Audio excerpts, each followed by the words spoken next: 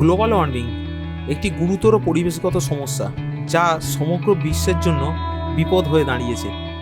আমাদের গ্রহের গড় তাপমাত্রা ক্রমাগত বৃদ্ধি পাচ্ছে এবং এর প্রভাব আমরা প্রতিনিয়ত অনুভব করছি। এই ভিডিওতে আমরা গ্লোবাল ওয়ার্মিংয়ের কারণ, প্রভাব এবং প্রতিকার নিয়ে বিস্তারিত আলোচনা করব। গ্লোবাল ওয়ার্মিং হলো গড় তাপমাত্রা বৃদ্ধির একটি প্রক্রিয়া যা প্রধানত গ্রিন হাউস গ্যাসের বৃদ্ধির কারণে ঘটে।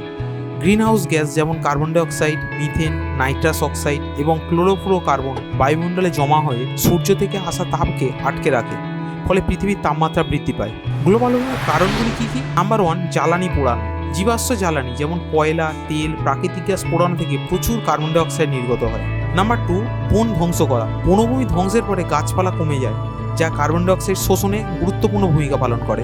নাম্বার 3, শিল্প বিপ্লব। শিল্পায়ন ও আধুনিক প্রযুক্তির ব্যবহার বৃদ্ধি পাওয়ার সাথে সাথে গ্রিনহাউস গ্যাসের নির্গমনও বেড়েছে। নাম্বার 4, কৃষিকাজ।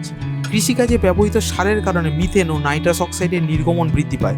গ্লোবাল ওয়ার্মিংয়ের প্রভাব।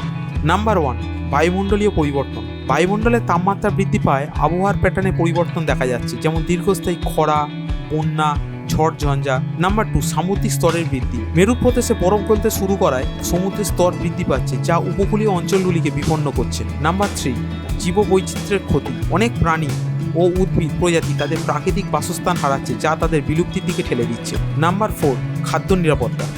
কৃষি উৎপাদন ক্ষতিগ্রস্ত হওয়ার কারণে খাদ্য নিরাপত্তা নিয়ে উদ্বেগ বাড়ছে। নাম্বার 5, মানব স্বাস্থ্যের অবনতি।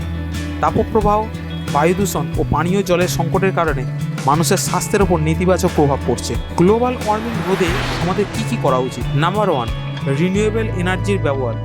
সৌর, বায়ু ও জলবিদ্যুৎ ব্যবহার করে জীবাশ্ম জ্বালানির পরিবর্তে রিনিউয়েবল এনার্জি ব্যবহার করতে হবে। নাম্বার 2, ব্যাপকভাবে গাছপালা রোপণ করে বনায়নের উদ্যোগ নিতে হবে। নাম্বার 3, বিদ্যুৎ সাশ্রয়ী পদ্ধতি ও প্রযুক্তি ব্যবহার করে শক্তির দক্ষতা বাড়াতে হবে। নাম্বার 4, রিসাইক্লিং প্রোডাক্টের ব্যবহার।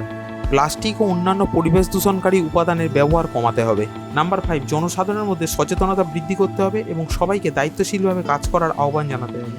বৈশ্বিক উষ্ণায়ন আমাদের গ্রহের জন্য একটি বড় চ্যালেঞ্জ। এর প্রভাব প্রতিদিন আমাদের জীবনে দৃশ্যমান হচ্ছে। আমরা যদি এখনই সচেতন না হই এবং প্রয়োজনীয় পদক্ষেপ গ্রহণ না করি, তবে ভবিষ্যতে আমাদের বেঁচে থাকা কঠিন হয়ে পড়বে। আসুন সবাই মিলে আমরা একসাথে কাজ করি এবং আমাদের পৃথিবীকে রক্ষা করি।